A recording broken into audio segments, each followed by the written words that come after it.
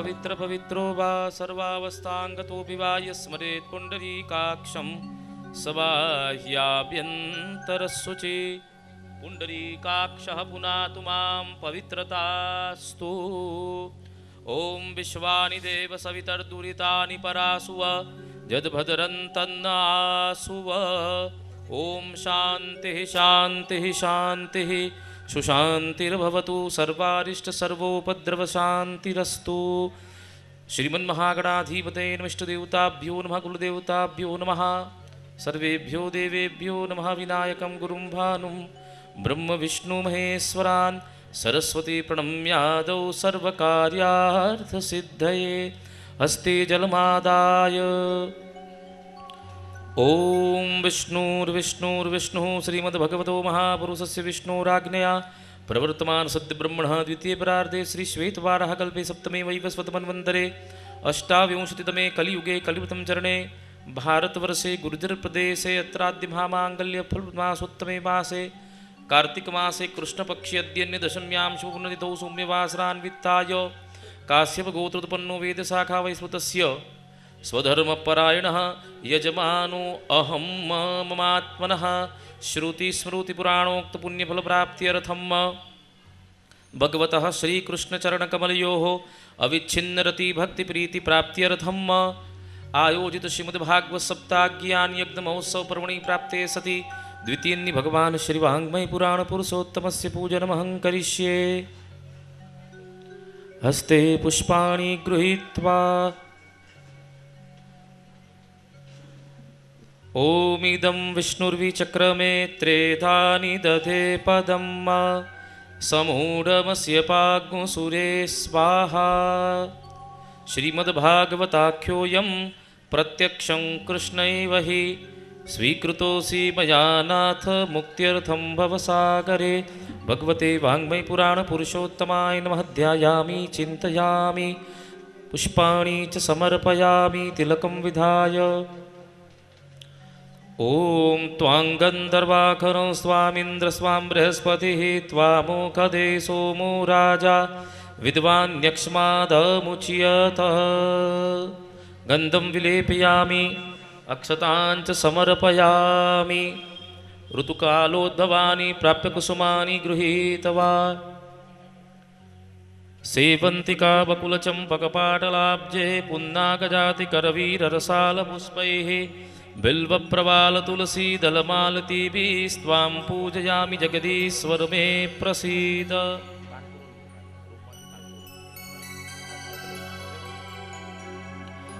धूपं परिकल्पयामि दीपकं परिकल्पयामि स्वाग्रे आसादित नैवेद्यं निवेदयामि शुद्धजलेन नैवेद्यं सम्प्रोक्ष्य ध्येनवाममृतिकृत्यग्रासमुद्रां प्रदर्श्य भोजयेत्। ॐ प्राणाय स्वाहा ओम अपानाय स्वाहा ओम व्यानाय स्वाहा ओम उदानाय स्वाहा ओम समानाय स्वाहा। परब्रह्मणे परमात्मने मध्ये तोयं समर्पयामि पुनः। ओम प्राणाय स्वाहा ओम अपानाय स्वाहा ओम व्यानाय स्वाहा उदानाय स्वाहा ओम समानाय स्वाहा। उत्तरापोषणं समर्पयामि हस्तप्रक्षालनं समर्पयामि मुखप्रक्षालनं समर्पयामि आचमनीयं समर्पयामि। करुव्रतनार्थे नमस्करोमि मुखवासार्थे फलताम्बूलं कर्मान्ते प्रदक्षिणां च समर्पयिष्ये। मन्त्रपुष्पाञ्जलिं पुष्पमालिकां च गृहीत्वा यं प्रौरजन्तमनुपेतमपेतकृत्यं द्वैपायनो विरहकातरराजुहाव पुत्रेति तन्मयतया तरवोऽभिनेदु तं सर्वभूतहृदयं मुनिमानतोऽस्मि। वाङ्मयपुराणपुरुषोत्तमाय नमः। चरणारविन्दे मन्त्रपुष्पाञ्जलिं पुष्पमालिकां च समर्पयामि।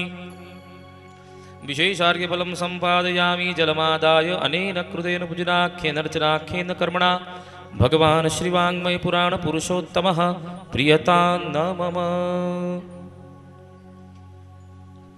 शुकरूपप्रबोध्यज्ञ सर्वशास्त्रविशारद एतत्कथा प्रकाशेन मदज्ञानं विनाशय। शिवल्लभाधीश की एक परिक्रमा करी मनोरथी परिवार પોતાના સ્થાન પર આવી જઈશું। नमामि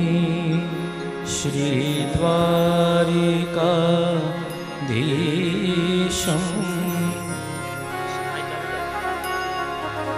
शोभया नित्यसेवितम्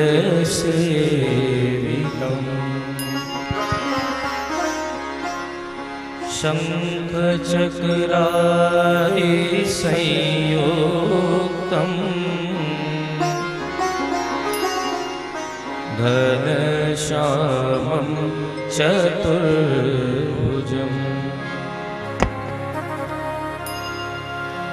नमामि श्रीबालकृष्णम्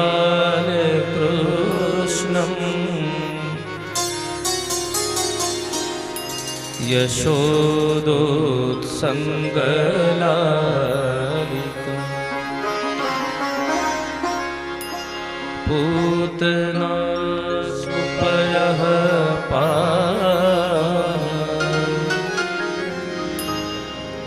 रक्षिता शेषपालम्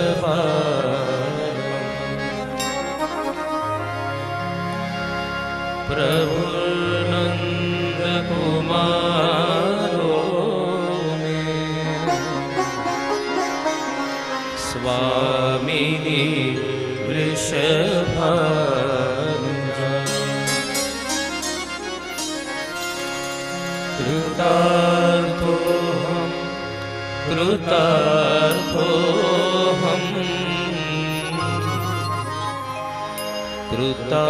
कृतार्थोऽहं न संशयः चिन्ता सन्तानहन्तारो यत्पादाम्बुजरेण तुरीयानान्ता निजाचार्या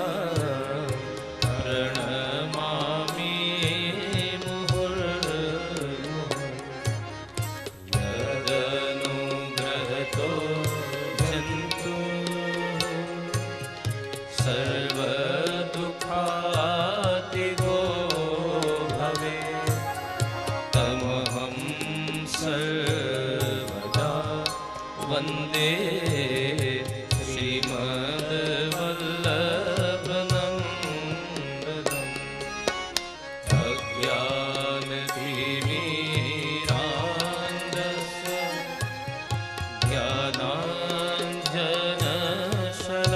ज्ञानाञ्जनशलाकया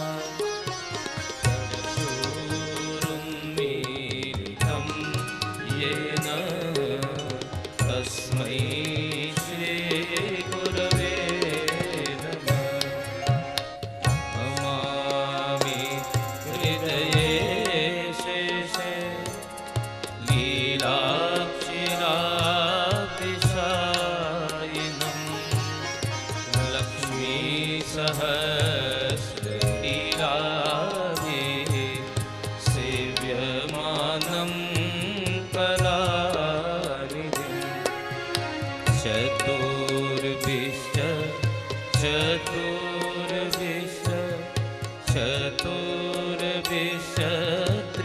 चतुर्विंशत्रिभिस्तथा षड्भिर्विराजिते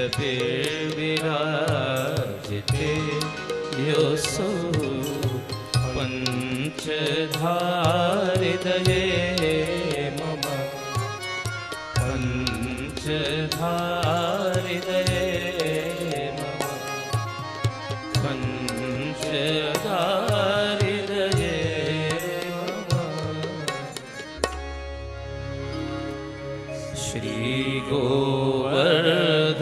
श्रीगोवर्धननाथ पादयुगलम्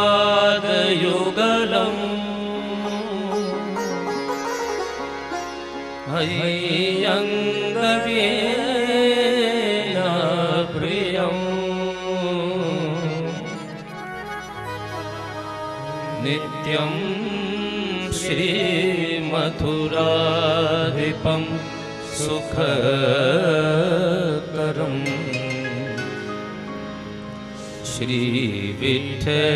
श्रीविठ्ठलेशं मुदा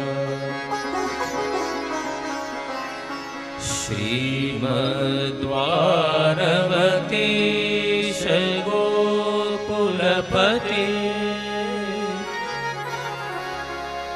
श्री गोकुले दो विभु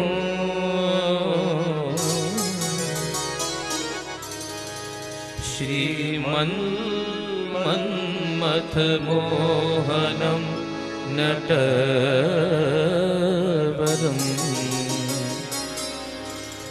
श्रीबालकृष्णं भजे श्रीमद्वल्लभविठलो गिरिधरं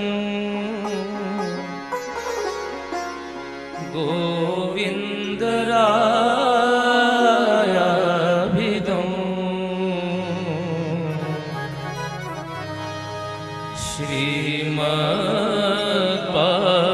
श्रीमद्बालकृष्ण गोकुलपति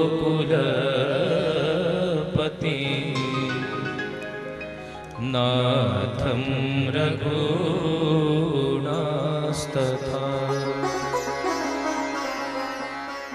एवं श्रीयदुनायकं किल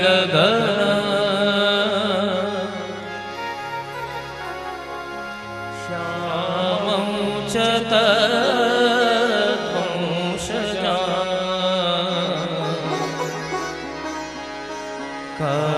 कालिन्दिं स्वगुरुं गिरिं गुरुविभुं स्वीयप्रभुश्च स्मरे सच्चिदानन्दरूपाय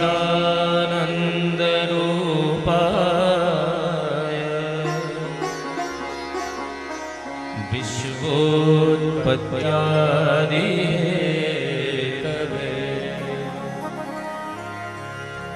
तापत्रय विनाशाय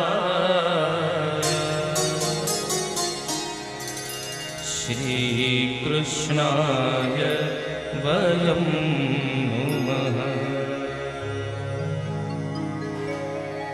अर्थं तस्य विवेचितुं नहि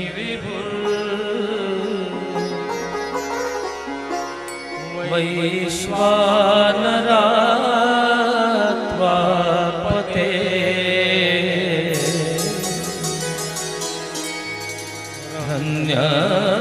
धन्यस्तत्र विधाय मानुषतनुं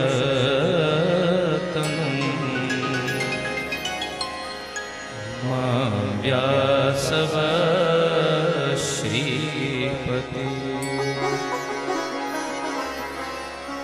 दत्त्वा ज्ञानचक्रपावलोकनपटुः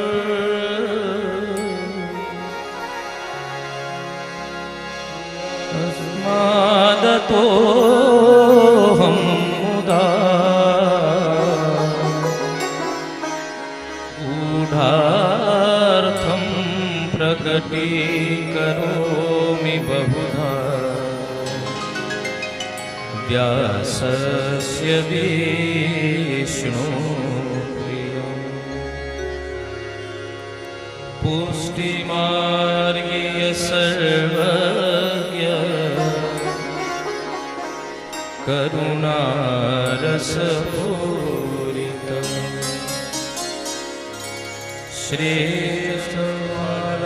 श्रेष्ठफलप्रदाता च तस्मै श्री गुरवे नमः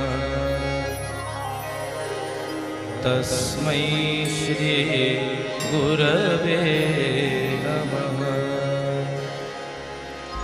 तस्मै श्री गुरवे।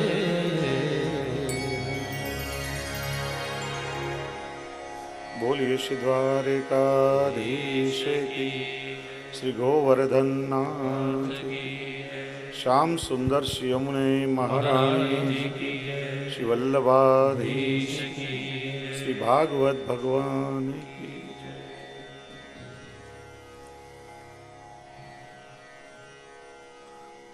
भक्ति सत्रना मुख्य मनोरथी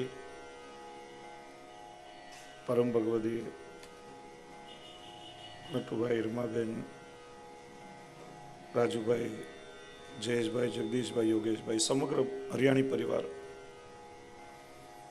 विराजमान वंदनीय भूदेवो, मारा मित्र बीरेनभाई, समग्र कीर्तनकार वृंद ने कथा श्रवण करवा पधारेला आप सौ भगवत गुणगान अनुरागी भगवती वैष्णव, एक बार थोड़ी क्षणों माटे साथे मळी भावथी संकीर्तन करी लईए, जेनाथी लौकिक बधी चर्चाओ बंद थाय अने आपणा कान प्रभुना गुणगान श्रवण करवा माटे जागृत बने, सजाग बने। दरेक वैष्णव ताली वगाड़ीने साथे नाम संकीर्तन में जोड़े।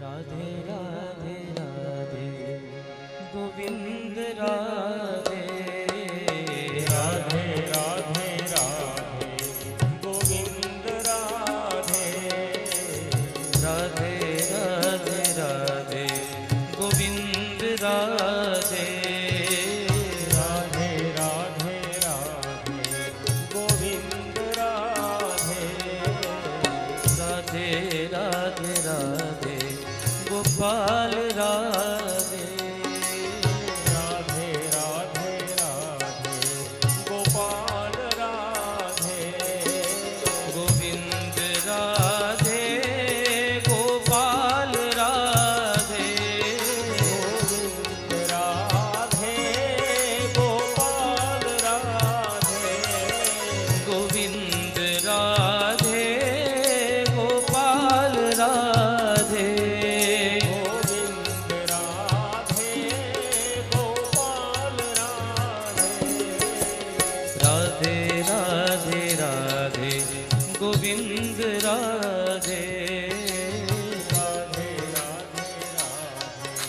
गोविंद राधे, राधे राधे राधे गोपाल राधे, राधे राधे राधे गोपाल राधे, गोविंद राधे गोपाल राधे, गोविंद राधे गोपाल राधे, गोविंद राधे गोपाल राधे,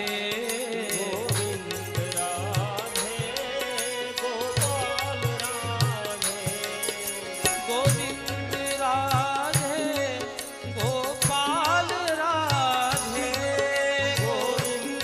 राधे गोपाल राधे, गोविंद राधे गोपाल राधे,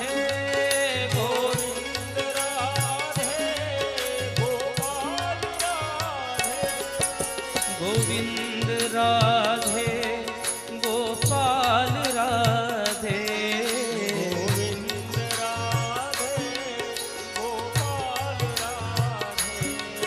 गोविंद राधे गोपाल राधे,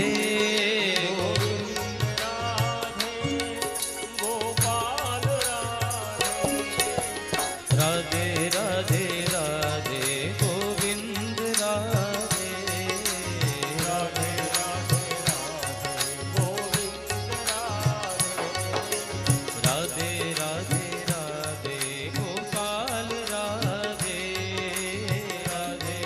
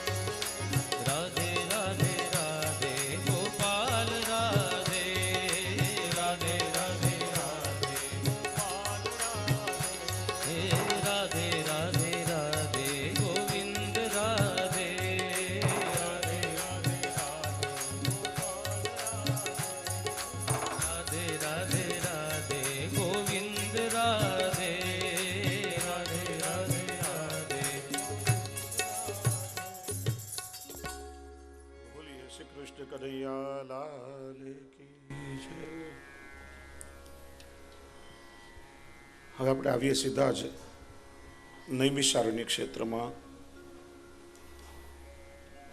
નૈમિષારણ્ય જેવું દિવ્ય પવિત્ર સ્થાન છે. નૈમિષારણ્ય શબ્દના ઘણા અર્થ કર્યા.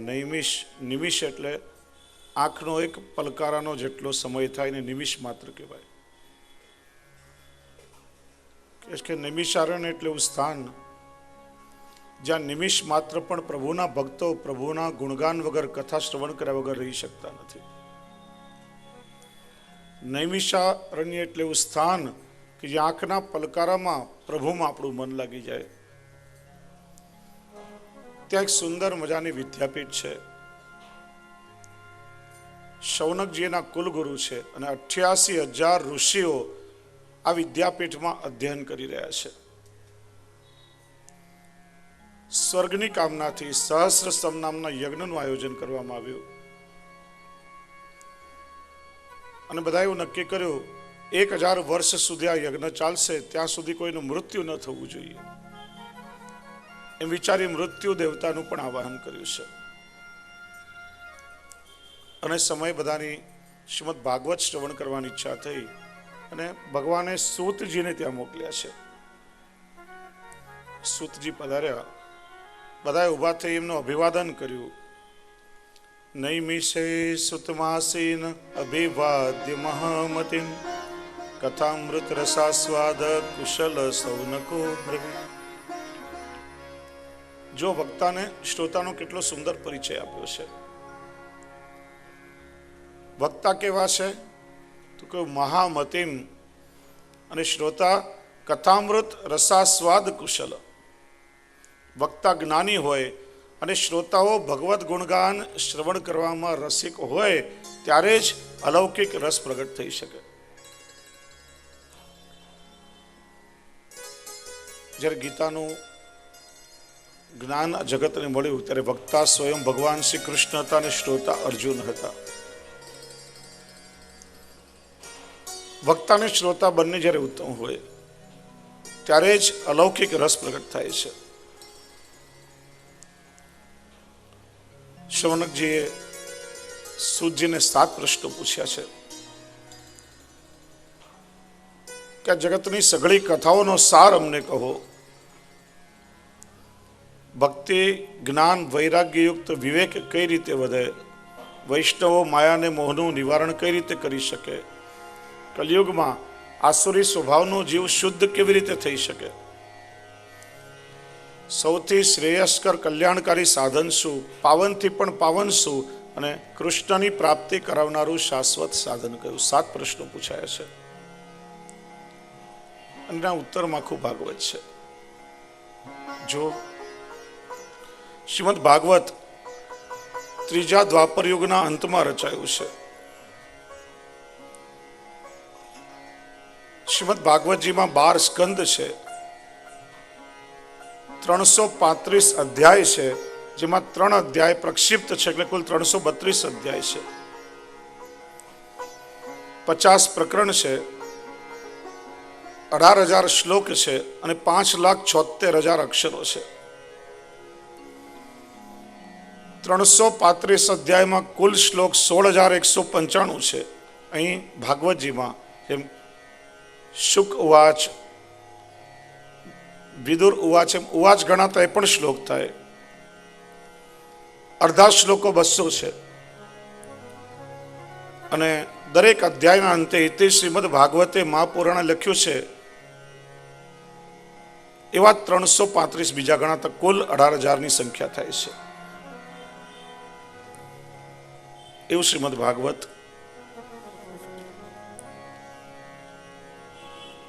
પ્રશ્નોના ઉત્તરમાં ભાગવત કહેવાયું છે.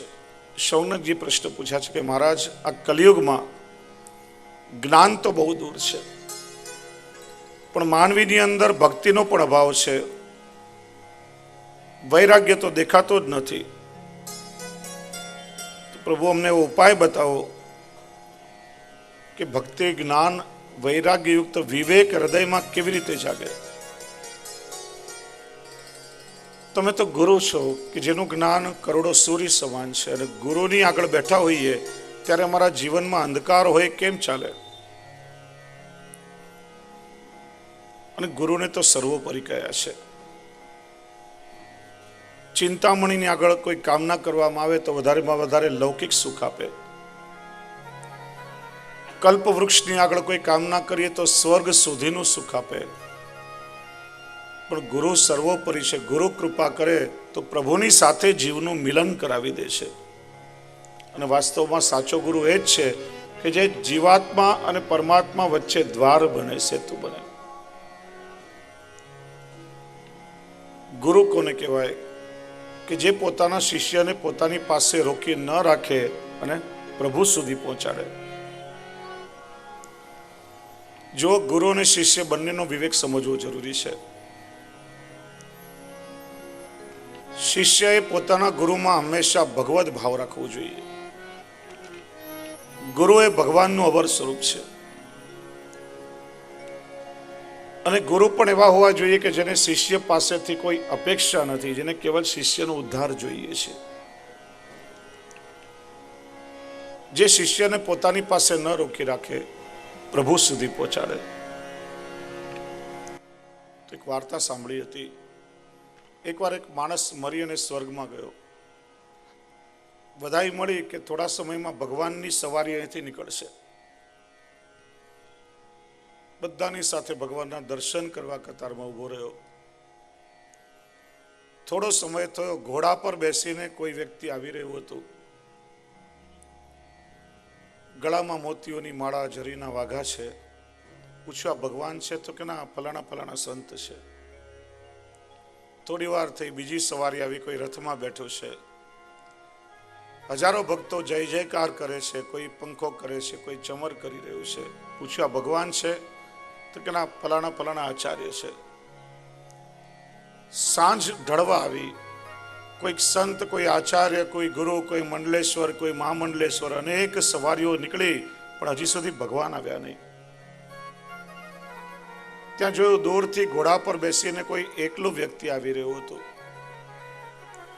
મોઢા ઉપર થાક છે, ઉદાસી છે, એકલાપણું છે. ને કોઈએ કહ્યું કે લો, ભગવાન આવી ગયા. પેલાના આશ્ચર્ય થયું, શું વાત કરો છો? આટલા સંતો, ગુરુઓ, આચાર્યો નીકળ્યા, બધાની સાથે હજારો ભક્તોના ટોળાને ભગવાન એકલા કેમ?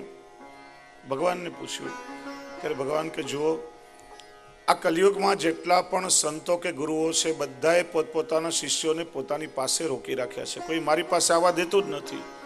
આ જગતમાં સૌથી એકલો કોઈ હોય તો એ હું છું. એમ વાસ્તવમાં ગુરુએ કે પોતાના શિષ્યને પ્રભુ સુધી પહોંચાડે, જે શિષ્યનો ઉત્કર્ષ સાધે. અને એવા સર્વોપરી ગુરુ એ શ્રી મહાપ્રભુજી છે. સર્વોત્તમજીમાં શ્રી મહાપ્રભુજીનું એક નામ છે અદેય દાન દક્ષ. અદેય એટલે જે કોઈ ના આપી શકે એવું. અન્નનું દાન, વસ્ત્રનું દાન, ભૂમિનું દાન, આ તો કોઈ પણ આપી શકે.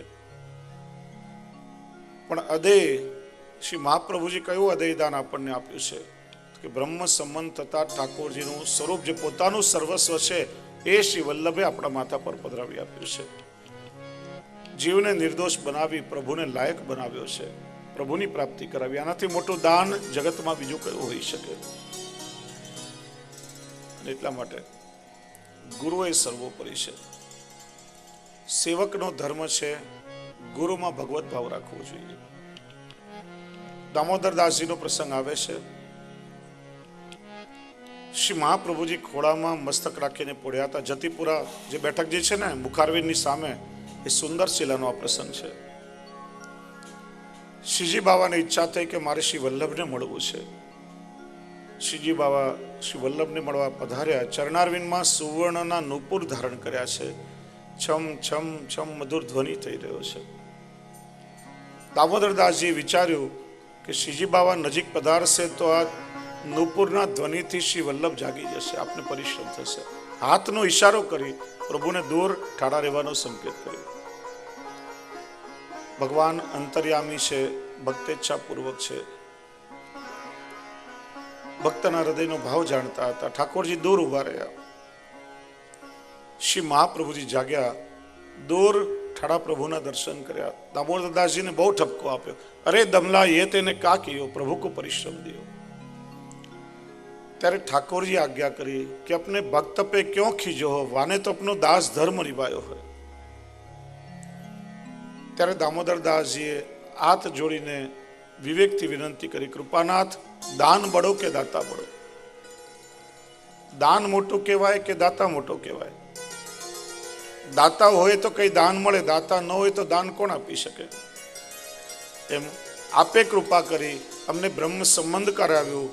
શ્રીજી બાવાને ત્યારે મેં ઓળખી શક્યા, નહીં તો અહીંયા શ્રીનાથજીને ઓળખતું તો કોણ? અમારા માટે તો આપ જ સર્વોપરી છો। આ સેવકનો ધર્મ છે। અને જો શ્રી મહાપ્રભુજી કહે પ્રાકૃત મનુષ્યનો અવતાર નથી, વસ્તુત કૃષ્ણ એવા સ્વયં ભગવાન શ્રી કૃષ્ણના વદન અવતાર છે। અને છતાં પણ શ્રી મહાપ્રભુજી શું આજ્ઞા કરી છે? સર્વદા સર્વભાવેન ભજનીયો વ્રજાધીપ, કૃષ્ણ સેવા સદા કાર્ય। પ્રભુની સેવા કરો, પ્રભુની સેવાથી તમારો ઉદ્ધાર થશે। ભગવત પ્રાપ્તિનો માર્ગ શ્રી વલ્લભે બતાવ્યો છે। એટલા માટે ગુરુ એ કે જે પોતાના સેવકનો ઉદ્ધાર કરીએ, સેવકને પ્રભુના માર્ગે મોકલાવે અને કહે છે કે એવા ગુરુ અમને મળ્યા છે તો કૃપા કરી અમારું સમાધાન કરો। પ્રશ્નો પૂછાયા, એનો ઉત્તર મળ્યો। કાલ વ્યાલ મુખગ્રાસ ત્રાસ નિર્ણાશ હેતવે શ્રીમદ ભાગવતમ શાસ્ત્રમ કલૌકીરેન ભાષિતમ। આ કલયુગના જીવ કેવા છે? તો કહ્યું કાલ વ્યાલ મુખગ્રાસ। કાળને વ્યાલ એટલે સર્પની ઉપમા અપાઈ છે। તમે જો આપણે જંગલમાં જતા હોઈએ, પ્રવાસ કરતા હોઈએ, આસપાસમાં વાઘ, વરુ, સિંહ, રીંછ એવું કોઈ જંગલી જનાવર હોય તો એના પગલાના કે શ્વાસના અવાજથી આપણને ખબર પડી જાય કે નજીકમાં કોઈક હિંસક પશુ છે। પણ પેલો સર્પ ક્યારે સરકતો સરકતો આવે ને આપણા પગમાં ડંખ મારીને ચાલ્યો જાય, ખબર સુદ્ધા ન પડે। એમ કાળ સર્પ જેવો છે અને કાળરૂપી સર્પના મુખ પાસે કોળિયો બનીને બેસેલા એવા આપણે આ જીવ। ક્યારે કાળ આપણો કોળિયો કરી જશે એની ખબર સુદ્ધા નહીં પડે। આપણે કેવા જીવ છીએ? 5 વર્ષીય અને 10 વર્ષીય યોજનાઓ બનાવીએ, 2 વર્ષ પછી દીકરીના લગ્ન કરવા છે એના માટે આટલું ભેગું કરીએ, દીકરીને પરણાવ્યા પછી આવતા વર્ષે આપણે ફ્લેટમાંથી નવા બંગલામાં રહેવા જઈશું, પછી 2 વર્ષ પછી દીકરાના લગ્ન કરશું, આટલું બેલેન્સ કરશું, પછી નવી ગાડી ખરીદશું। એમ યોજનાઓ 5-10 વર્ષની બનાવી લઈએ, પણ આવતીકાલની આપણને ખબર નથી કે કાલે આપણે જીવતા રહેવાના છે કે નહીં। કોઈએ બહુ સરસ કહ્યું છે, કમાલ કા હौसला દિયા હૈ ખુદા ને इंसान को, कमाल का हौसला दिया है खुदा ने इंसान को, वाकिफ अगले पल से नहीं और वादे जन्मों के करता है। આવતીકાલની ખબર નથી અને ભવિષ્યની લાંબી લાંબી યોજનાઓ આપણે બનાવીએ। મહાભારતમાં એક પ્રસંગ આવે છે, યુધિષ્ઠિરનો નિયમ કે પ્રતિદિન જેટલા પણ યાચકો આવે એ બધાને પુષ્કળ દાન આપે। એકવાર દાન આપીને નિવૃત્ત થયા હતા, મહેલમાં ઊભા થઈને જઈ રહ્યા હતા, ત્યાં એક બ્રાહ્મણ આવ્યો, યાચના કરી યુધિષ્ઠિર કે મહારાજ હમણાં દાન આપીને થાક્યો છું, આજે તમે રાજ્યના અતિથિ બની જાઓ, કાલે તમે માગશો એટલું દાન આપીશ। એ રાત્રે ભીમસેને આખા નગરમાં ઢોલ નગારા શેરણાઈ તાસા બગડાવ્યા, ઉત્સવ બનાવ્યો। યુધિષ્ઠિરે ભીમને પૂછ્યું, અરે ભીમ, આજે કોઈ ઉત્સવ છે, કોઈ તહેવાર છે, આ ઢોલ નગારા શેરણાઈઓ વાગી રહ્યા છે? ત્યારે ભીમે કહ્યું, મોટા ભાઈ, તમે અવારનવાર કહો છો કે આવતીકાલનો કઈ ભરોસો નથી કે માણસનું શરીર રહેશે કે નહીં, આગલી ક્ષણનો કોઈ ભરોસો નથી, અને આવનાર યાચકને તમે દાન લેવા માટે આવતીકાલનો સમય આપ્યો, એનો અર્થ કે તમને ખબર પડી ગઈ છે કે તમે આવતીકાલ સુધી જીવતા રહેવાના છો, એનો ઉત્સવ મનાવી રહ્યો છો। યુધિષ્ઠિર કે ભીમ, તમારી આંખો ખોલી નાખી, કાલનો કોનો ભરોસો છે? મનુષ્યને જે ઉત્તમ વિચાર આવે ત્યારે ને ત્યારે એ ઉત્તમ વિચારને અમલમાં મૂકી દેવો જોઈએ. કંઈક સારો વિચાર, સારા મનોરથો મનમાં આવે, કંઈક સારી ભાવના થાય તો ત્યારે ને ત્યારે એનું પરિપાલન કરી લેવું જોઈએ. નહીં તો પછી ઘણીવાર માણસ વિચારતો જ રહે છે. એટલા માટે કાલ વ્યાલ મુખગ્રાસ, કાળરૂપી સર્પના મુખ પાસે કોળીઓ બનીને બેસેલો એવો જીવ અને એના ઉદ્ધાર માટે શ્રીમદ ભાગવત શાસ્ત્ર સિવાય બીજો કોઈ ઉપાય કલિયુગમાં નથી. પરીક્ષિત તો ભાગ્યશાળી હતો. એને ખબર પડી ગઈ હતી કે 7 દિવસ પછી એનું મૃત્યુ થવાનું છે, પણ આપણે આગલી ક્ષણે રહેવાના છીએ કે એવી કોઈ ગેરંટી આપણી પાસે નથી.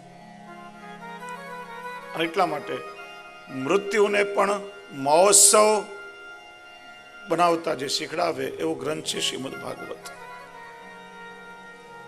વિચાર આવે કે માનવીનું મન અનેક જન્મોની મલિનતાથી ઘેરાયેલું છે, તો શ્રીમદ ભાગવતનું શ્રવણ કેવી રીતે કરી શકે?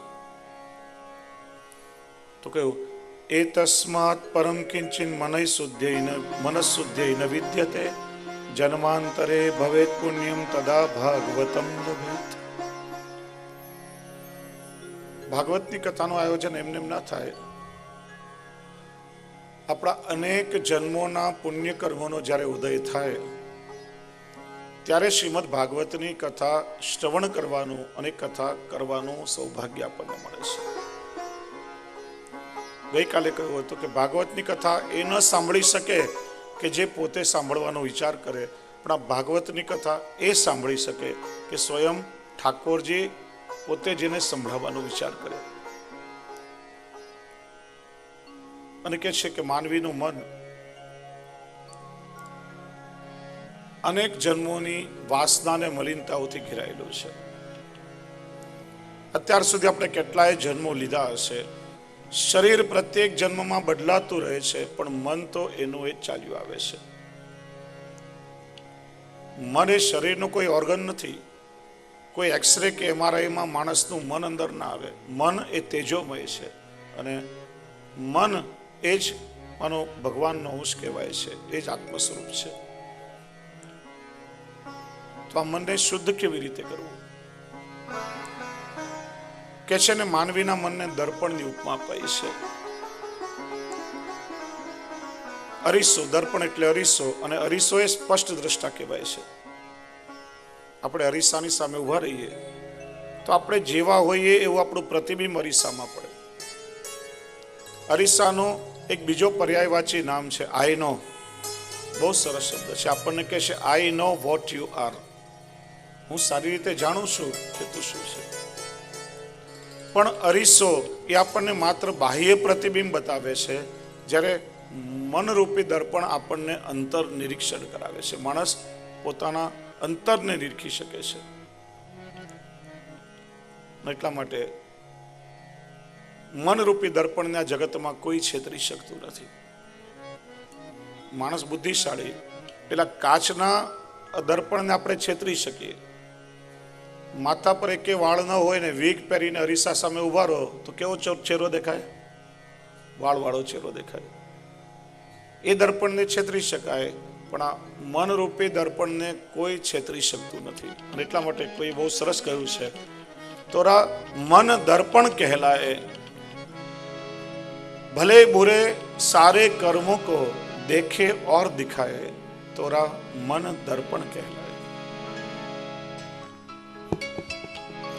भले बुरे सारे कर्मों को देखे और दिखाए, तोरा मन दर्पण कहलाए, तोरा मन दर्पण कहलाए.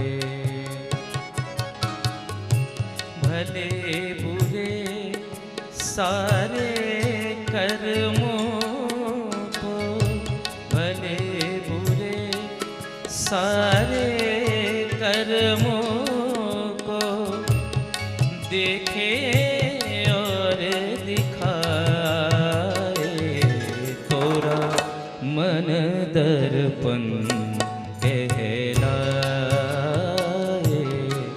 तोरा मन दर्पण कहलाए।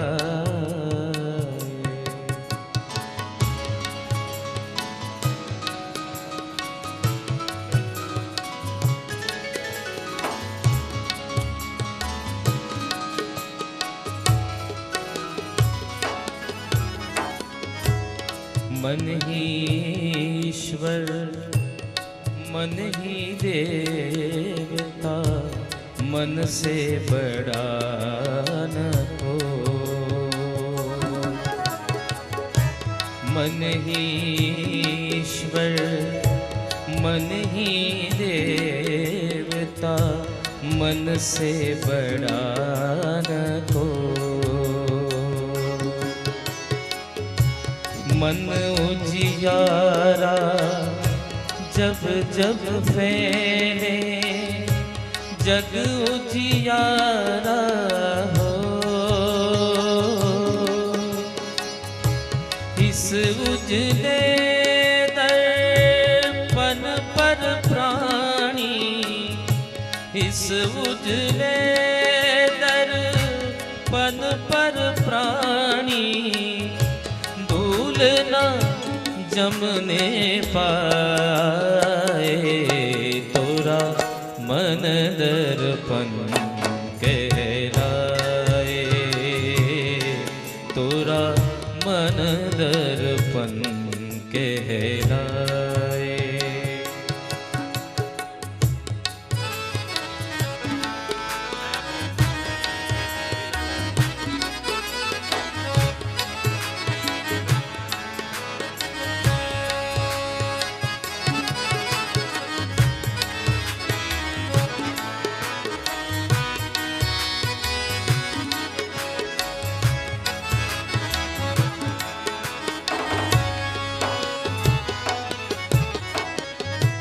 सुख की कलिया दुख के कांटे, मन सबका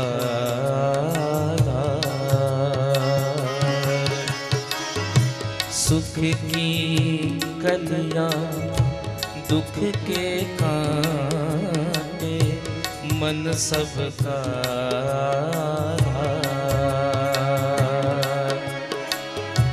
मन से कोई बात छुपे ना, मन के नैन हजार। जग से कोई भाग ले चाहे, मन से भाग न पाए, तोरा मन दर्पण कहलाए, तोरा मन दर्पण कहलाए। तन की दौलत ढलती छाया, मन का धन अनमोल। तन की दौलत ढलती छाया, मन का धन अनमोल। तन के कारण मन के धन को मत माटी में रोल। मन की कदर भुलाने वाले, हीरा जन्म गवाए, तोरा मन दर्पण कहलाए, तोरा मन दर्पण कहलाए।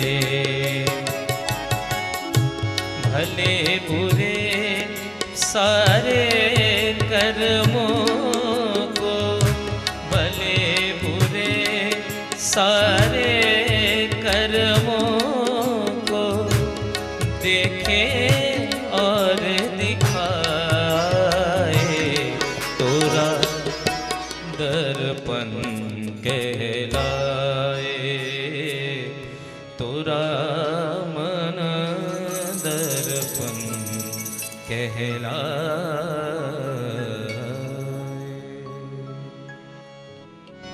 મન દર્પણ છે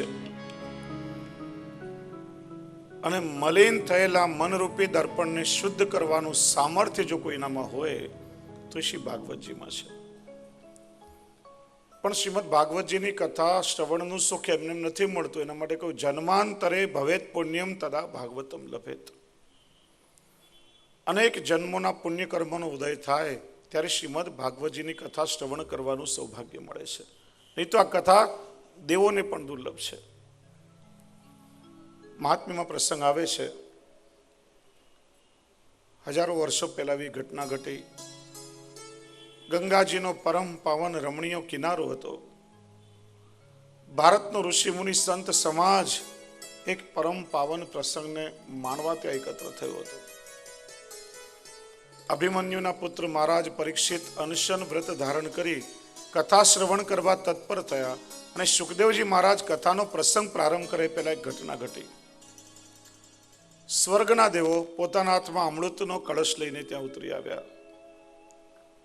સુખદેવજીને વિનંતી કરી, મહારાજ અમે એક વિનિમય માટે આવ્યા છીએ. જુઓ, દેવતાઓ શુદ્ધ હૃદયથી શ્રોતા બનીને આવ્યા હોત તો કદાચ શ્રવણ લાભ મળ્યો હોત, પણ અહીંયા વેપારી બુદ્ધિથી આવ્યા હતા કે મહારાજ તમારી સાથે થોડો વેપાર કરવો છે. આજથી 7 દિવસ પછી તક્ષકના દંશથી પરીક્ષિતનું મૃત્યુ થશે. અમારી પાસે આ સ્વર્ગનું અમૃત છે, અમૃતનું પાન પરીક્ષિતને કરાવો, અમર બની જશે, મૃત્યુ નહીં આવે. અને એક માનવીને એનાથી વધારે બીજું શું જોઈએ?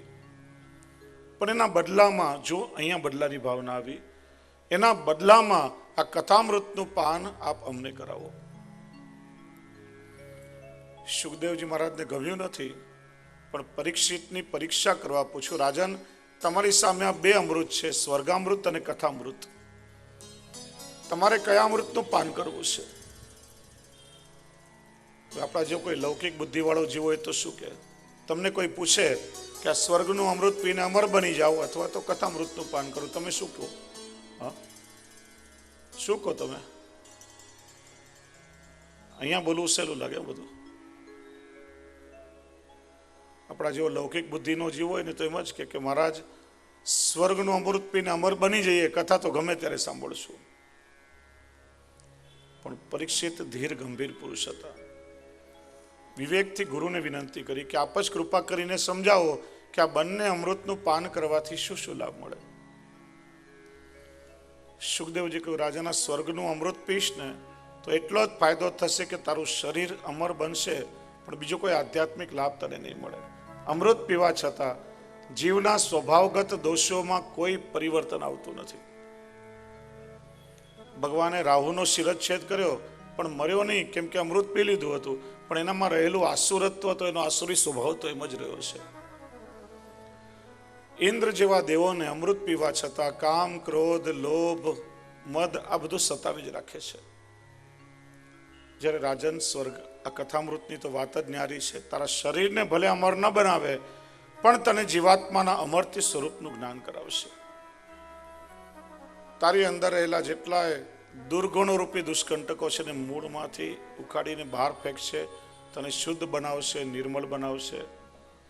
આમ તો પૃથ્વી પર અમૃતનું એક ટીપું પણ મળવું દુર્લભ છે, પણ આ તો અમૃતની સરિતા છે. શ્રવણ અને કીર્તન એ બંનેના કિનારા છે. આ બંને કિનારા વચ્ચે આ કથામૃતની સરિતા વહે છે. અને કોઈ નદીમાં પૂર આવે ત્યારે કિનારે રહેલા વૃક્ષો, કંટકો બધા મૂળમાંથી ઉખડી જાય, એમ કથામૃતની સરિતામાં પૂર આવે ત્યારે વક્તા અને શ્રોતા બંનેની અંદર રહેલા દુર્ગુણો રૂપી દુષ્કંટકો મૂળમાંથી ઉખડીને બહાર ફેંકાય. જ્યારે જ્યારે એનું પાન કરવાનું સૌભાગ્ય મળે ત્યારે જીવે ક્ષણનો વિલંબ કર્યા વગર કથામૃતનું પાન કરવા તત્પર થવું જોઈએ. કોઈ જગ્યાએ કથાનું આયોજન હોય તો એવું ના વિચારાય કે યજમાન પરિવારની પત્રિકાનું આમંત્રણ આવ્યું નથી, કઈ રીતે જવું? કથા સાંભળવા માટે તો પ્રભુની કથા છે, કોઈ નિમંત્રણ કે આમંત્રણની જરૂર નથી. હા, કદાચ આમંત્રણ ન હોય ત્યાં તમારા લૌકિક વ્યવહારથી જમવા ન જાઓ એ વાત જુદી છે, પણ પ્રભુની કથા માટે કોઈ નિમંત્રણની રાહ જોવાની આવશ્યકતા નથી. અને સુખદેવજીના મુખથી કથામૃતનું રહસ્ય જાણ્યા પછી પરીક્ષિતે સ્વર્ગના અમૃતનો ત્યાગ કર્યો અને કથામૃતનું પાન કરવાનો જ સ્વીકાર કર્યો છે. અને સ્વર્ગના દેવો એમને અભક્ત અનધિકારી જાણીને અભક્તાતાંશ વિજ્ઞાય ન દદૌસ કથામૃતમ, એમને સુખદેવજીએ કથામૃતનું પાન નથી કરાવ્યું. એટલે જ કહેવાયું શ્રીમદ ભાગવતી વાર્તા સુરાણામપી દુર્લભમ, સ્વર્ગના દેવોને પણ દુર્લભ એવી આ ભાગવત કથા છે. સ્વર્ગના દેવો પણ સ્વર્ગમાં બેઠા બેઠા પ્રભુને વિનંતી કરે છે કે હે પ્રભુ, અમારા કોઈ જન્મોના પુણ્ય કર્મોનો ઉદય થયો હોય તો અમને આ ભારતની ભૂમિમાં વૈષ્ણવ કુળમાં અવતાર આપજો કે જેનાથી આપની કથા શ્રવણ કરવાનું સૌભાગ્ય અમને મળે. પ્રભુની કૃપાથી એ સૌભાગ્ય મળી રહ્યું છે. અને પ્રભુ જ્યારે કૃપા વિચારે ને ત્યારે બધા જ પ્રતિબંધો દૂર થઈ જાય છે. સૂતજી આગળ સંભળાવે છે, અત્ર તે કેતયિષ્યામિ ભક્તિયુક્તમ કથાનકમ શુકેન મમ યત્ પ્રોક્તમ રહસ્ય વિચારે છે. સાંભળો, હું તમને કેવો પ્રસંગ સંભળાવું છું કે જે સુખદેવજીએ મને પોતાનો અંગત શિષ્ય માનીને સંભળાવ્યો છે. એકવાર સત્સંગની ઈચ્છાથી ચારે સનત કુમારો પૃથ્વી પર આવ્યા. યમુનાજીના કિનારે ત્યાંથી જઈ રહ્યા હતા અને ત્યાં સામેથી આવતા નારદજીને એમણે જોયા. નારદજી કે જેમના મુખ પર હંમેશા ભગવદ નામનું તેજ હોય, હંમેશા પ્રસન્ન હોય, એ નારદજીના મુખ ઉપર ઉદાસી દેખાતી હતી. આજે એમનું મુખ નિસ્તેજ દેખાતું હતું. અને સંતની ચાલમાં જે ગતિ હોય એ ગતિ પણ આજે થોડી શિથિલ જણાતી હતી. સનત કુમારો વિચાર કરવા લાગ્યા. નારદજીને પૂછ્યું, કથમ બ્રહ્મન દેન મુખ કુતશ્ચિંતાતુરો ભવાન ત્વરિતમ ગમ્યતે પુત્ર કુતશ્ચાગમનમ તવ. હે દેવર્ષિ, આપનું મુખ ઉદાસ કેમ લાગે છે? કૃપા કરીને અમને કહો. આપ તો નિત્ય પ્રભુનું સ્મરણ કરનારા છો, અને જેના મુખમાં નિત્ય પ્રભુનું ગાન હોય એના મુખ પર ઉદાસી કેમ શોભે? કૃપા કરીને કહો, ક્યાંથી આવી રહ્યા છો અને કઈ તરફ જઈ રહ્યા છો? નારદજી પાસેનો જવાબ પણ છે, પણ મોટા ભાગે લોકો એ જાણતા જ નથી કે આપણે ક્યાંથી આવ્યા અને પાછું આપણે ક્યાં જવાનું છે, આપણું લક્ષ્ય શું છે, કયા લક્ષ્યની આપણે પ્રાપ્તિ કરવાની છે. પણ વૈષ્ણવો તો જાણતા જ હોવા જોઈએ. હું તમને પૂછું, આપણે બધા ક્યાંથી આવ્યા છીએ? આ પુષ્ટિજીવો ક્યાંથી આવ્યા બધા? હા, ક્યાંથી? તમે બ્રહ્મ સંબંધ લેતી વખતે ગદ્ય મંત્રમાં શું બોલો છો? ભગવાન કૃષ્ણથી વિખૂટા પડે હજારો વર્ષોનો સમય વ્યતીત થવાથી એ ભગવાનની પ્રાપ્તિ માટે જે તાપ ક્લેશ થવો જોઈએ એનો આનંદ પણ જેને તિરોધાન થયો એવો હું જીવું. તો આપણે ક્યાંથી આવ્યા? પ્રભુની નિત્ય લીલામાંથી. વલ્લભ કુલ પ્રભુની બિંદુ સૃષ્ટિ છે, એના પુષ્ટિજીવો વૈષ્ણવ પ્રભુની નાદ સૃષ્ટિ છે. પ્રભુના નિત્ય લીલા ધામમાંથી વિખૂટા પડીને આપણે આવ્યા છીએ. અને આ શરીર છૂટે પછી પાછું ક્યાં જવું છે? હા, સ્વર્ગમાં, અમેરિકામાં બીજો જન્મ લેવો છે, પેરિસ જવું છે, ક્યાં જવું છે? ક્યાં જવું છે? નિત્ય લીલામાં. પ્રભુના નિત્ય લીલાથી વિખૂટા પડીને આવે અને પાછું નિત્ય લીલામાં જવું છે. અને જુઓ, ઠાકોરજીની સેવા વિશે ત્રીજા સ્કંદમાં આપણે વિસ્તારથી શ્રવણ કરશું, પણ એક વસ્તુ અહીંયા સમજાવો કે બહુ ઝાઝી ખબર ના પડતી હોય ને કે સેવા કેમ કરવી જોઈએ, આટલું પણ સમજી લો ને તોય સમજાઈ જાય. પ્રભુના નિત્ય લીલા ધામમાંથી આપણે આવ્યા છીએ, ત્યાં આપણે શું કરતા હતા? ઠાકોરજીની સેવા. પ્રભુની ઈચ્છાથી કે કોઈ આપણા દોષોના કોઈ પણ કારણે પ્રભુથી વિચરણ પામી વિખુટા પડી આ ભૂતલ ઉપર આપણો જન્મ થયો. હજારો લાખો યોનિઓમાં ભટકતા ભટકતા છેલ્લે માણસનું શરીર મળ્યું અને શ્રી વલ્લભની કૃપા થઈ ત્યારે બ્રહ્મ સંબંધ દ્વારા પ્રભુની સાથે આપણું વર્ણ કરાવ્યું. હવે આ દેહ છૂટે પછી પાછું પ્રભુની નિત્ય લીલામાં જઈને પ્રભુની સેવા જ કરવાની છે. પહેલા પણ સેવા કરતા હતા અને શરીર છૂટે પછી પણ જઈને સેવા જ કરવાની છે. તો વચ્ચેનો જે સમય મળ્યો ને એમાંય સેવાનું અનુસંધાન છૂટી ન જાય એટલા માટે અહીંયા રહીને પ્રભુની સેવા કરવી આવશ્યક છે. એ પ્રભુની સેવાનું સતત અનુસંધાન આપણને બનેલું રહે. નારદજીને પૂછ્યું, ક્યાંથી આવો છો અને ક્યાં જઈ રહ્યા છો? નારદજી કહે છે, અહંતુમ પૃથ્વી જ્ઞાત્વા સર્વોત્તમામિતિ પુષ્કરમ ચ પ્રયાગમ ચ કાશીં ગોદાવરી. નારદજીએ કહ્યું કે આ પૃથ્વી એ સર્વથી ઉત્તમ લોક છે, સર્વોત્તમ લોક છે અને આ પૃથ્વી ઉપર મને ક્યાંય સત્સંગ મળશે એ ભાવનાથી હું પૃથ્વી પર આવ્યો હતો. પણ અહીંયા આવીને મેં જોયું કે અધર્મના સાથી કલિયુગે આ પૃથ્વીને હવે દુખી દુખી કરી દીધી છે. જો નારદજી કલિયુગનું વર્ણન કરે છે, હવે આ પૃથ્વી પર સત્ય તપ દયા કે દાન બહુ રહ્યા નથી. આ કલિયુગના જીવો કેવલ પેટ ભરનારા પામર અને અસત્યવાદી થયા છે. સત્ય પણ કટુના રૂપમાં બોલાય છે, સાચું કહેનારા રહ્યા નથી અને સાચું સાંભળનારા પણ રહ્યા નથી. અને કડવું સત્ય કોઈને ગમતું નથી. જો મહાભારતકાર વ્યાસજી એક બહુ સુંદર વાત કહે છે, સત્યમ બ્રુયાત પ્રિયમ બ્રુયાત ન બ્રુયાત સત્યમ અપ્યપ્રિયમ. કોઈને સલાહ દેવી હોય, કોઈને સાચું સમજાવવું હોય તો મધુર વચનથી સમજાવો. સાચી વાત તમે કડવાશથી કહેશો ને તો એ સામેવાળાને નહીં ગમે, ઉલટું ક્લેશનું કારણ બનશે.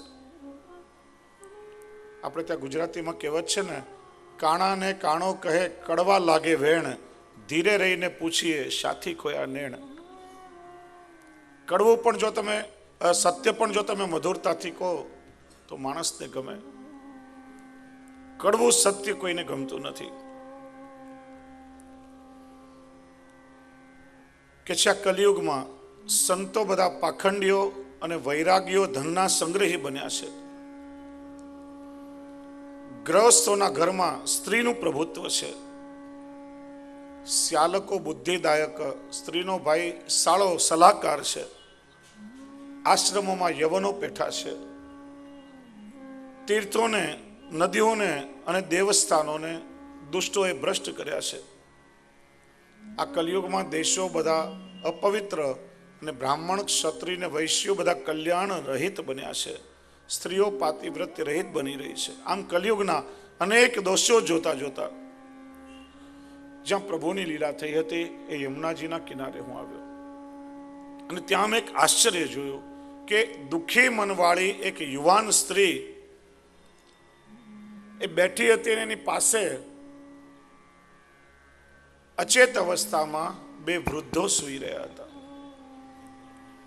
એ યુવાન સ્ત્રી વારંવાર પેલા વૃદ્ધોને ઉઠાડવાનો પ્રયત્ન કરે, જગાડવાનો પ્રયત્ન કરે. થોડી થોડી વાર આળસ મરડીને બેઠા થાય પણ પાછા અચેત થઈને ઢળી પડે. મને આશ્ચર્ય થયું. મેં જઈને પૂછ્યું, તમે કોણ છો, તમારો પરિચય આપો. અને ત્યારે એ સ્ત્રીએ મને પોતાનો પરિચય આપ્યો.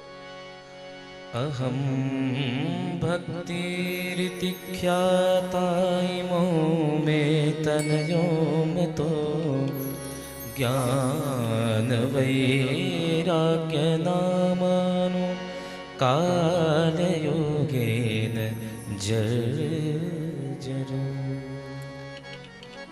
મારું નામ ભક્તિ છે અને આ બંને વૃદ્ધો જે મારી આગળ પડ્યા છે એ બંને મારા પુત્રો જ્ઞાન અને વૈરાગ્ય છે. નારદજી કે તમે ક્યાંથી આવ્યા?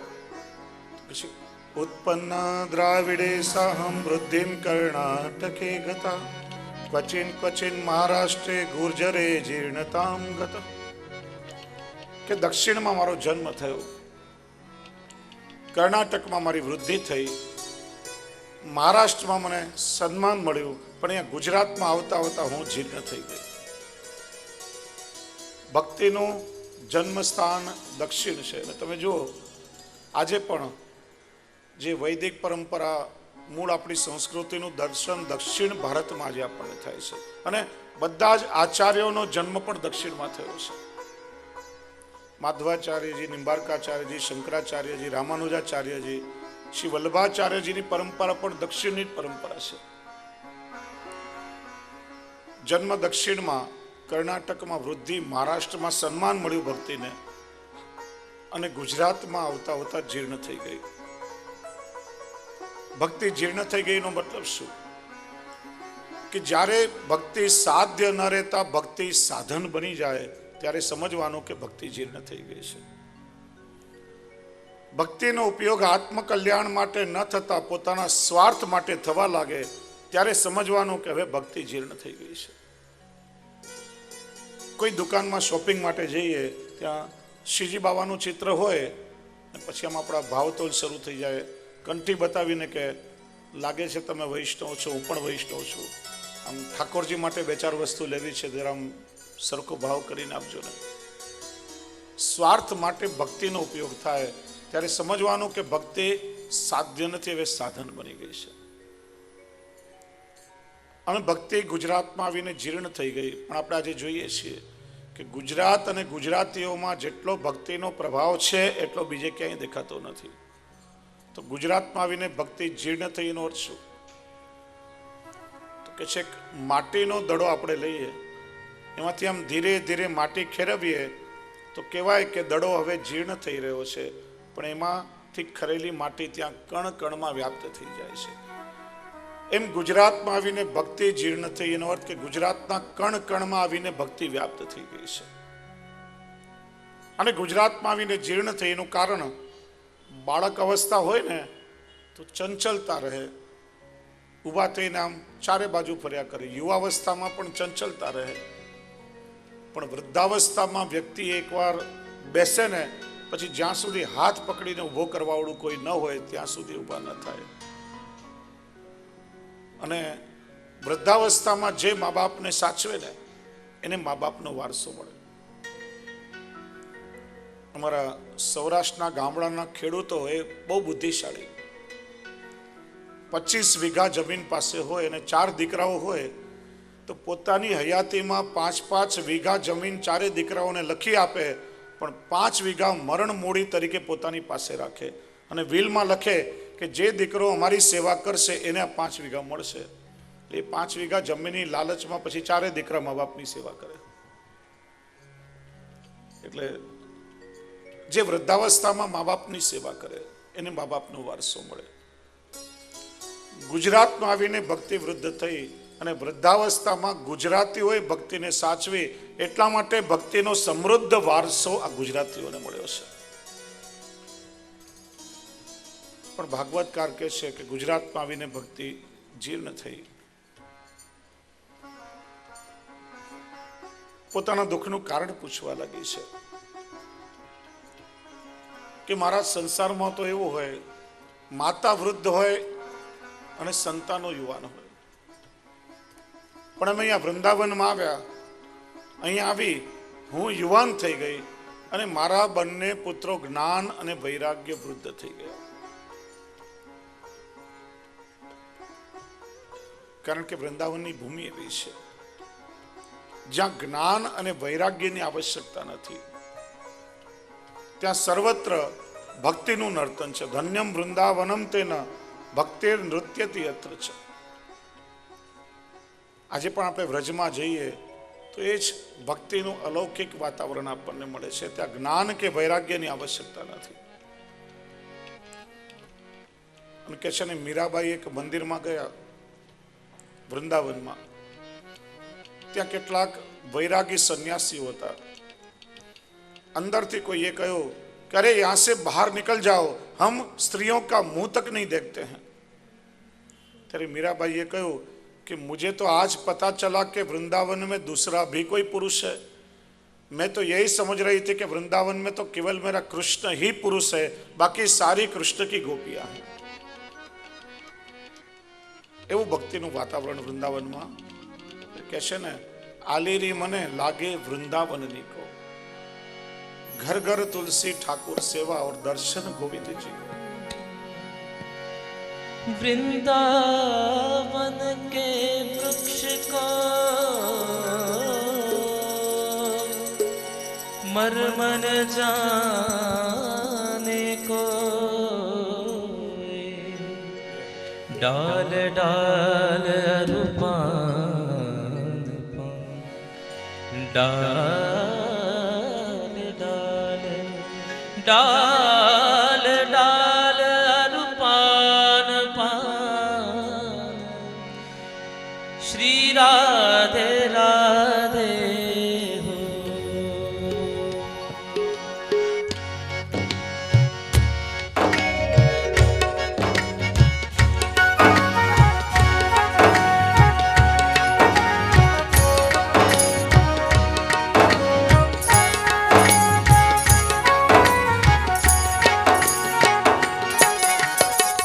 लागे वृंदावन नीको रे आली मने, लागे वृंदावन नीको, लागे वृंदावन नीको रे आली मने, लागे वृंदावन नीको, लागे वृंदावन नीको रे आली मने, लागे वृंदावन नीको, लागे वृंदावन नीको रे आली मने, लागे वृंदावन नीको.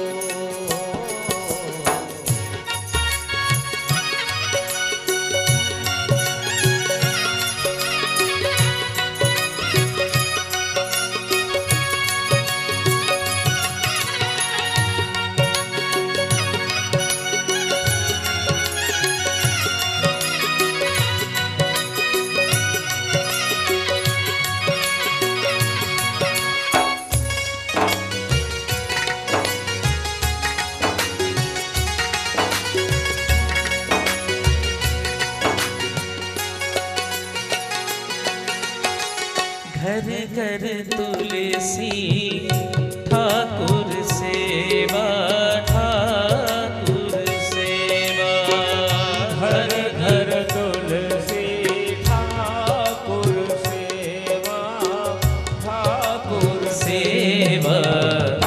दर्शन गोविंद जी को दयाली मने, लागे वृंदावन नीको, लागे वृंदावन नीको रे आली मने, लागे वृंदावन नीको.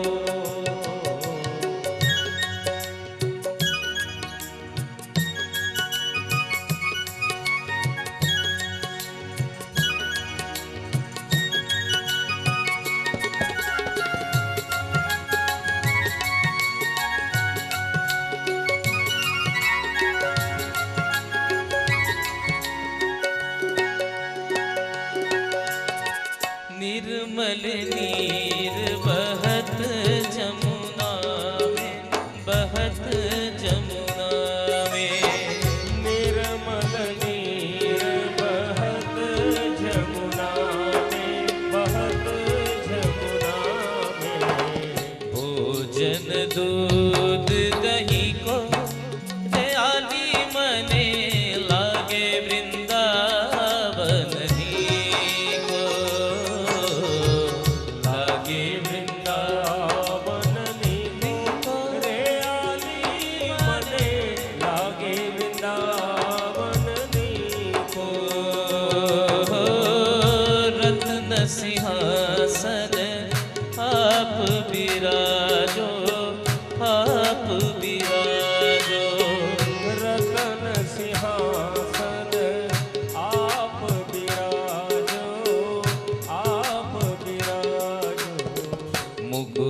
गिरिधरे तुलसी को रे आली मने लागे वृंदावन को लागे वृंदावन को रे आली मने लागे वृंदावन को राधे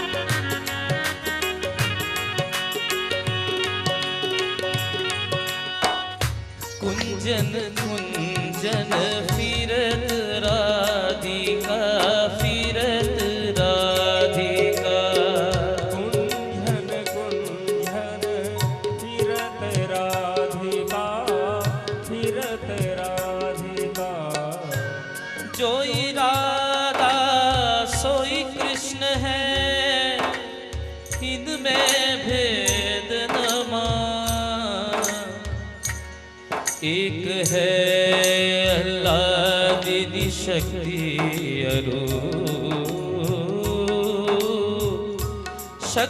शक्तिमान एक जान कुंजन कुंजन फिरत राधिका फिरत राधिका कुंजन कुंजन फिरत राधिका फिरत राधिका शब्द सुनत मुरली को ते आली मने लागे वृंदावन को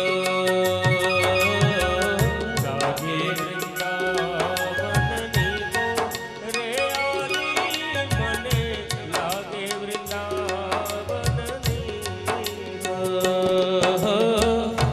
मीरा के प्रभु गिरिधर नागर गिरिधर नागर मीरा के प्रभु गिरिधर नागर गिरिधर नागर भजन बिना नर फीको आली मने लागे वृंदावन को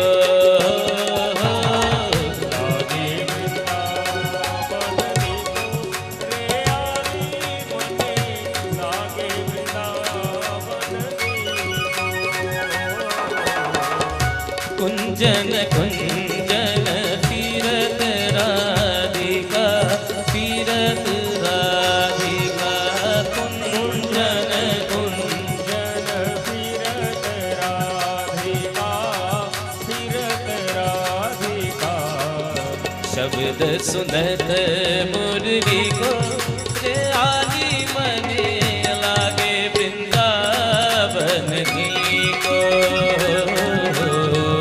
लागे वृंदावन को रे आली मने लागे वृंदावन को लागे वृंदावन को लागे वृंदावन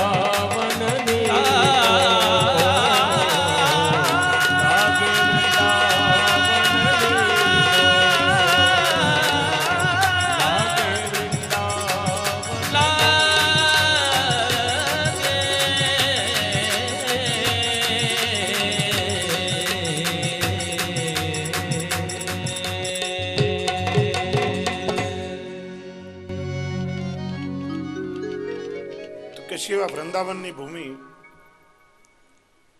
અને આ વૃંદાવનની ભૂમિના પ્રભાવથી તમે યુવાન થઈ ગયા અને તમારા બંને પુત્રો જ્ઞાન અને વૈરાગ્ય વૃદ્ધ થઈ ગયા અને કે છે આ કલિયુગમાં જ્ઞાન અને વૈરાગ્ય માનવીમાં ત્યાં સુધી દેખાય કે જ્યાં સુધી એ કોઈ વિષયને જોતો નથી જેવો કોઈક વિષય દેખાયો એવો જ્ઞાન અને વૈરાગ્ય બધું જ અદૃશ્ય થઈ જાય છે કે જેને એકવાર એક માણસ એક બિલાડી પાડી હતી. એ બિલાડીને એવી કેળવી, એવી ટ્રેન કરી કે દરરોજ સાંજે પેલો એનો માલિક બિલાડીના માથા પર દીવો મૂકે અને એ દીવાના પ્રકાશમાં આખો ગીતાજીનો પાઠ કરે. એ બિલાડી ના હલે કે ના ચલે, સ્થિરતાથી બેસી જાય, જાણે આમ સમાધિ લાગી ગઈ હોય. દરરોજનો આ ક્રમ થયો. ધીરે ધીરે ગામમાં બિલાડીના વખાણ થવા લાગ્યા કે લાગે છે કે આ બિલાડી કોઈ પૂર્વ જન્મની મોટી ભક્ત છે. એનો માલિક માથા પર દીવો મૂકે અને આખું ગીતાજીનું પારાયણ કરે અને કેવી ધ્યાનથી પેલી બિલાડી સાંભળે. પછી તો બિલાડી પૂજાવા લાગી. લોકો એના માટે કોઈ દૂધ લાવે, કોઈ મીઠાઈ લાવે, કોઈ ભેટ ચડાવે. આખા ગામમાં બિલાડી પૂજાવા લાગી. એ ગામમાં એક બુદ્ધિશાળી માણસ હતો, એને પણ પેલી બિલાડીના વખાણ સાંભળ્યા. એ પણ એક દિવસ બિલાડીના દર્શન કરવા ગયો, પણ એક નાનકડી ઉંદરડી સાથે પકડી ખિસ્સામાં સંતાડીને લઈ ગયો. સાંજ થઈ, પેલા બિલાડીના માલિકેના માથા પર દીવો મૂક્યો અને એ દીવાના પ્રકાશમાં ગીતાજીનું પાઠ શરૂ કર્યો. બિલાડી આમ સ્થિરતાથી બેસી ગઈ, ના હલે કે ના ચાલે. અને ધીરે રહીને પેલા માણસે ખિસ્સામાંથી ઉંદરડી કાઢીને બિલાડીની સામે છોડી અને જેવી ઉંદરડી પર નજર ગઈ, દીવો બાજુ પર ફેંકી એના માલિકના ખભા પર ચડીને ઉંદરડીની પાછળ ભાગી. જ્યાં સુધી કોઈ વિષય દેખાય નહીં ત્યાં સુધી જ્ઞાન અને વૈરાગ્ય દેખાય, પણ જેવો વિષય દેખાયો બધું જ જ્ઞાન અને વૈરાગ્ય ચાલ્યું જાય છે. ભક્તિએ પોતાનું દુઃખ નારદજીને કહ્યું. પૂછ્યું, મહારાજ મારા દુઃખનું કારણ શું? નારદજીએ જ્ઞાન દ્રષ્ટિથી જો વિચાર કરી જવાબ આપ્યો. શૃણુ સ્વાવહિતા બાલે યુગો યમ દારુણ કલિ. હે બાલિકા, તારા દુઃખનું કારણ બીજું કંઈ નહીં, પણ તારા દુઃખનું કારણ આ કલિયુગ છે. જ્યારથી કલિયુગ આવ્યો ત્યારથી બધા જ્ઞાન, વૈરાગ્ય અને ભક્તિની ઉપેક્ષા કરવા લાગ્યા. જ્યારથી કલિયુગ આવ્યો ત્યારથી માણસ મટીને માનો અઘાસુર બની ગયો. એમ રીતે પાપનું સ્વચ્છંદી વર્તન કરવા લાગ્યો, વિહાર કરવા લાગ્યો. નહીં ને આચાર વિચારનું જ્ઞાન રહ્યું, ન મનુષ્યમાં કોઈ મર્યાદા રહી. એવી અવસ્થામાં બધા તમારા ત્રણેયની ઉપેક્ષા કરવા લાગ્યા. તમે ત્રણેય અહીંયા વ્રજમાં આવ્યા અને આ વ્રજ રજના ભૂમિના પ્રભાવથી તમે યુવાન થઈ ગયા અને જ્ઞાન વૈરાગ્ય વૃદ્ધ થઈ ગયા. ભક્તિએ પૂછ્યું, નારદજી આપ કહો છો કે કલિયુગના આવવાથી પ્રજામાં કંઈ સત્વ રહ્યું નથી, પછી પરીક્ષિતે આ કલિયુગને પોતાના રાજ્યમાં આવવા જ શા માટે દીધો? એ ધારત્રયને મારી શકત, પણ પરીક્ષિતે કલિયુગને આવવા શા માટે દીધો? એનો જવાબ આપો. ત્યારે નારદજી કે જુઓ, પરીક્ષિત એ ભગવદીય છે અને ભગવદીઓની દ્રષ્ટિ એ સારગ્રાહી ભ્રમરા જેવી હોય છે. પરીક્ષિત જાણે છે કે ગમે દરેક તત્વની અંદર ગમે તેટલી બુરાઈઓ હોય, પણ અનેક બુરાઈઓની વચ્ચે કોઈને કોઈ સારું તત્વ અવશ્ય હોય છે. બંધ પડેલી ઘડિયાળ હોય ને, એ પણ દિવસમાં 2 વખત સાચો ટાઈમ બતાવે. એમ કેટલી બુરાઈઓની વચ્ચે કેટલીક સારી વસ્તુઓ પણ હોય. અને પરીક્ષિતે કલિયુગમાં એક સારું તત્વ જોયું. યત ફલમ નાસ્તિ તપસા ન યોગે ન સમાધિના તત્ફલમ લપ્તે સમ્યક કલૌ કેશવ કીર્તનાથ. પરીક્ષિતે જોયું કે અન્ય યુગોમાં જે ફલની પ્રાપ્તિ મોટા મોટા યજ્ઞોના યજન કરવાથી, મોટા મોટા સાધનો કરવાથી મળતી, એ ફલની પ્રાપ્તિ કલિયુગમાં કેવલ પ્રભુનું નામ લેવાથી મળી જાય છે. આ કલિયુગનો મોટો ગુણ છે.